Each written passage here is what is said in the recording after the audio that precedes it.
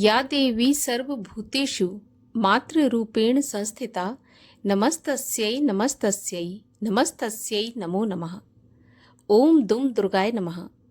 स्वागत है आप सभी का हमारे चैनल पर। आज के इस वीडियो में आप सुनेंगे नवरात्रि के दूसरे दिन की अधिष्ठात्री देवी माता ब्रह्मचारिणी की कथा। इसके अलावा हमारे चैनल पर आप सभी प्रकार की व्रत कथाएं और महात्म्य भी सुन सकते हैं।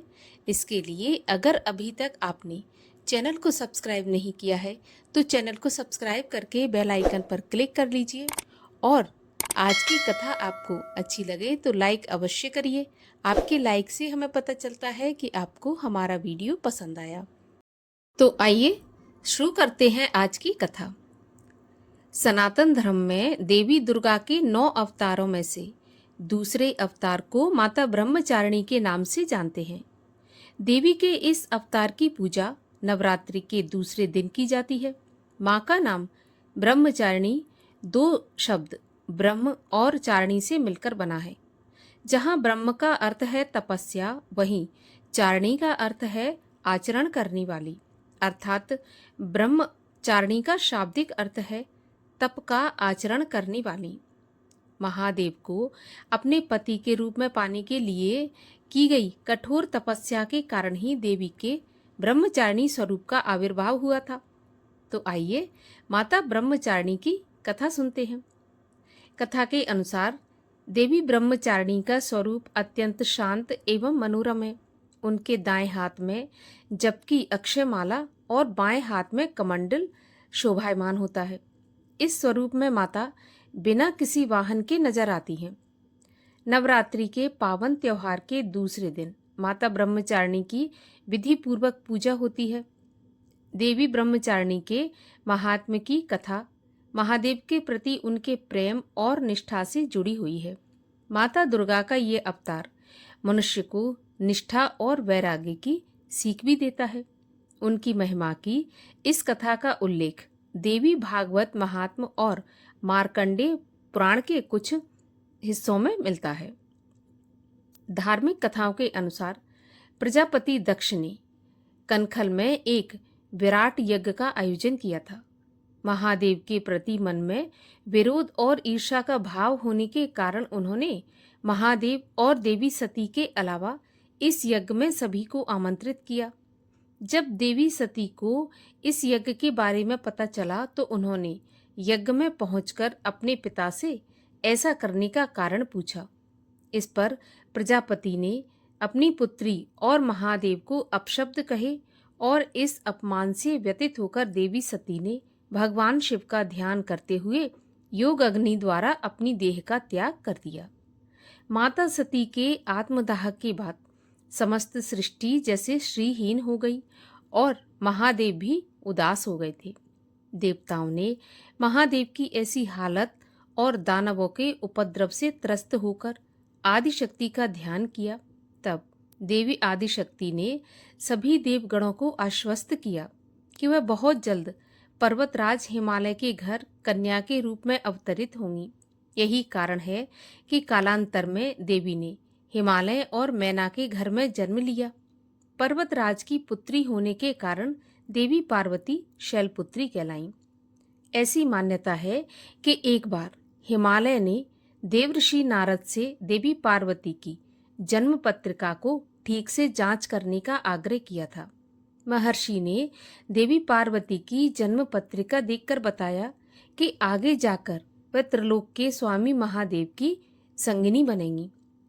जब इस बात का पता देवी पार्वती को चला तो उन्होंने वन में जाकर महादेव की कठोर तपस्या करना शुरू कर दिया।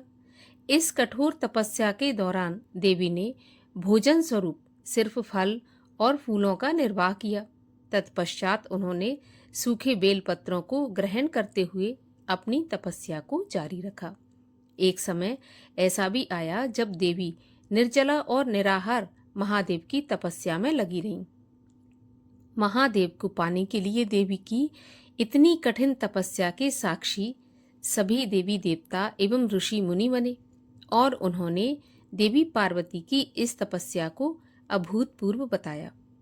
जब देवी की कठिन तपस्या के कारण उनका शरीर कमजोर हो गया, तब सभी देवताओं और ऋषियों ने इस तपस्या से प्रसन्न होकर उन्हें ये आशीर्वाद दिया कि उनकी सभी इच्छाएं पूरी होंगी। मान्यताओं के अनुसार देवी का ये स्वरूप भक्तों को अनंत फल प्रदान करने वाला है। उनके इस स्वरूप को समस्त विद्याओं की जननी माना गया है और इस स्वरूप में देवी सफेद वस्त्रों में नजर आती हैं। नवरात्रि के दूसरे दिन देवी ब्रह्मचारिणी की विधिवत पूजा की जाती है। इस दौरान कुंजिका स्तोत्र का पाठ करने के बाद दुर्गा सप्तशती का पाठ करना काफी लाभदायक माना जाता है। इसके साथ ही भक्त माता के विशेष मंत्र के द्वारा भी देवी ब्रह्मचारिणी की मान्यता है कि देवी ब्रह्मचारिणी की आराधना करने वाले भक्त शीघ्र ही समस्त भोगों के सुख को भोग कर अपनी आत्मा का कल्याण करते हैं और ब्रह्म तत्व की प्राप्ति करते हैं। हमें भी माता की शरण प्राप्त हो ऐसी भावना मन में रखनी चाहिए।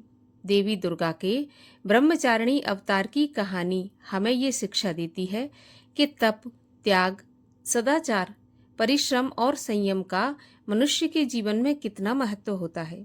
मनुष्य अगर कठोर परिश्रम करते हुए अपना जीवन यापन करे तो उसे अपने मनोवांछित फल की प्राप्ति अवश्य होती है। जिस प्रकार अत्यंत मुश्किल परिस्थितियों में भी देवी ब्रह्मचारिणी ने अपनी तपस्या का पथ नहीं छोड़ा, उसी प्रकार मनुष्य को भी परिश्रम का पथ कभी नहीं छोड़ना चाहिए। ऐसी मान्यता है कि इस दिन उनकी कथा का पठन या श्रवण करने से साधक को त्याग, वैराग्य, संयम और सभी सुखों की प्राप्ति होती है। और आइए अब माता की एक और कथा का श्रवण करते हैं। ब्रह्मा जी जब सृष्टि की रचना कर रहे थे तब की ये बात है। उन्होंने कई दैत्य पैदा किए जो जगत में हलाहल नामक दैत्य कहलाए। उन दैत्यों में अपार बल था। उन्होंने अपनी तपस्या से ब्रह्मा जी को प्रसन्न कर लिया और उनसे इच्छित वरदान प्राप्त कर लिया। इससे उन्होंने स्वर्ग पर भी अधिकार कर लिया। इसके बाद उन्होंने बैकुंठ और कैलाश को भी घेर लिया। उन दैत्यों का दुस्साहस देखकर भगवान विष्णु और शिव उनसे स्वयं युद्ध करने आए। दैत्यों ने ब्रह्मा जी से वरदान प्राप्त कर रखा था, अतः धीरे धीरे भगवान विष्णु और शिव दैत्यों से पराजित होने लगे।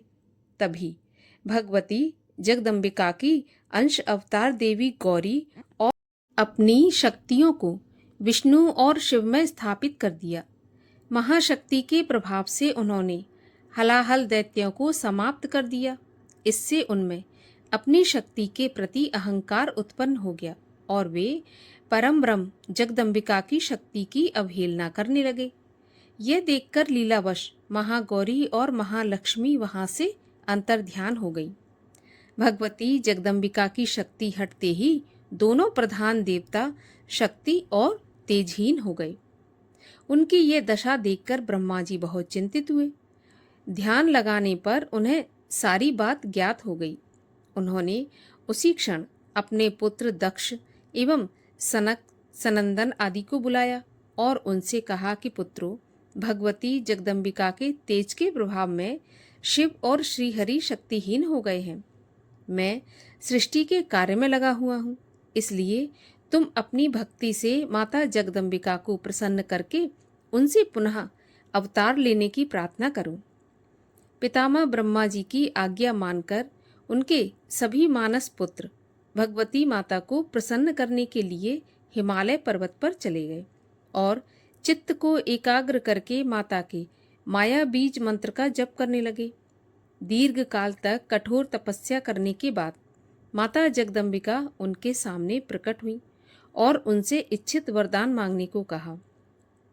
तब दक्ष ने विभिन्न प्रकार से माता जगदम्बिका की स्तुति की और विनम्रता पूर्वक बोले कि माते, आप ऐसी कृपा करने का कष्ट करें जिससे कि भगवान विष्णु और शिव को उनकी शक्तियां पुनः प्राप्त हो जाएं। मेरे घर में अवतार लेकर मुझे धन्य करें। माँ दक्ष की स्तुति से प्रसन्न होकर भगवती प्रेम पूर्वक बोली कि हे दक्ष, मेरे शक्ति रूपों का तिरस्कार करके ही शिव और विष्णु की ऐसी दशा हुई है, किंतु तुमने मेरे प्रिय माया बीज मंत्र का श्रद्धापूर्वक जाप किया है। मैं तुम्हारी तपस्या से अत्यंत प्रसन्न हूँ, अतः मैं तुम्हें वरदान देती हूँ कि शिव और विष्णु को उनकी शक्तियाँ दोबारा से प्राप्त हो जाएं। दक्ष, मैं तुम्हारे घर सती के रूप में जन्म लूंगी और क्षीर सागर के यहाँ लक्ष्मी के रूप में। फिर मेरी प्रेरणा से वे शक्तियाँ विष्णु जगदम्बा के वरदान से शीघ्र ही दक्ष के घर में देवी सती का जन्म हुआ। देवी सती का विवाह शिव के साथ हुआ। क्षीर सागर में जन्म लेने वाली देवी लक्ष्मी का विवाह समुद्र मंथन के पश्चात भगवान विष्णु से हुआ। इस प्रकार भगवती की कृपा से शिव और विष्णु पुनः शक्ति संपन्न हो गए। बोलिए माता जगदम्बिका की जय।